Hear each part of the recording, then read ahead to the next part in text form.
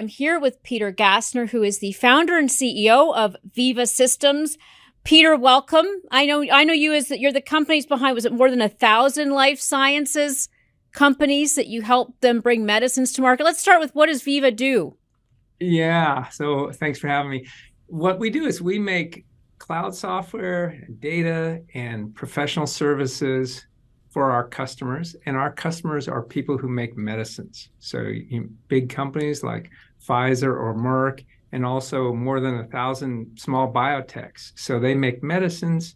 We help them do that and help them bring those medicines to the right patients. So in a way, we're doing our little part here to make the world a healthier place.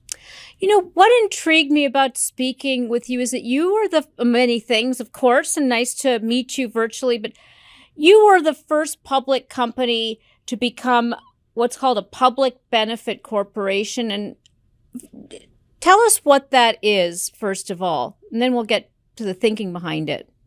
Yeah, I view it as something actually very, very significant.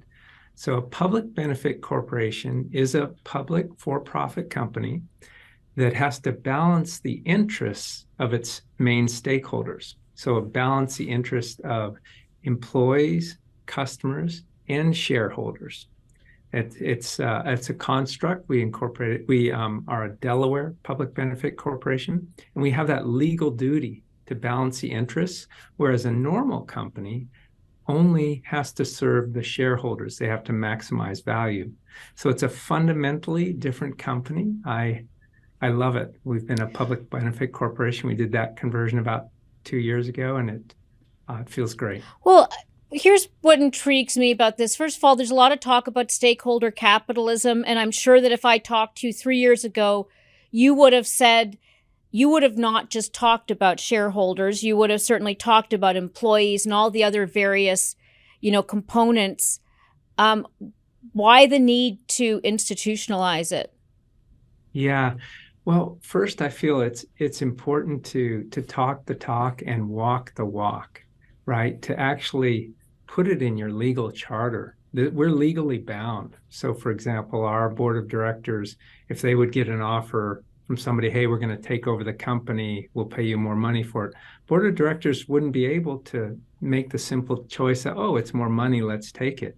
That's what they would have to do in a regular company. But in a PBC, they couldn't do that. They have to balance the interests. So I feel, hey, walk the walk. If it's multi-stakeholder, let's get married, let's make it official type of thing.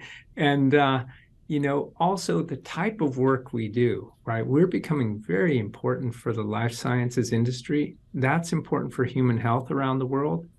Veeva is set up to be a generational company, and we want it to be set up for the long term, not just for the casual up and downs of the market.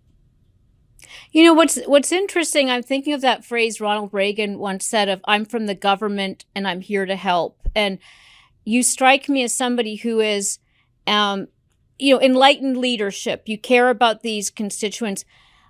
Is it important, do you think, to have this construct of a PBC?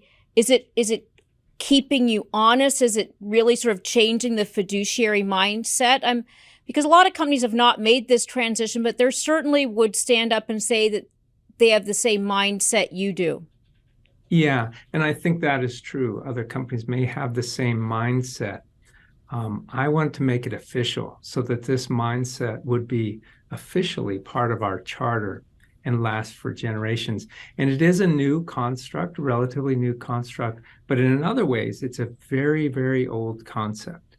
So if you look at hundreds of years ago in a small village, if people had a bakery, they knew they had to serve their town. They had to care about their employees. They also had to make enough money to feed their family. They had to balance those interests. Now, when we go into large multinational technology-enabled, companies, they don't live around their customers. But you have more than 1,000 customers. That must be hard for you. You're not a village baker.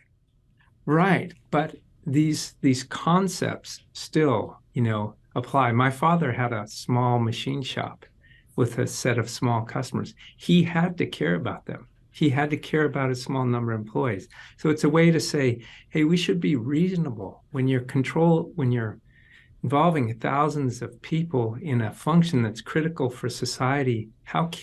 Should that be just about the money? It's not a very reasonable way to be. So to me, yes, it's new, but it's back to the basics of what it should be.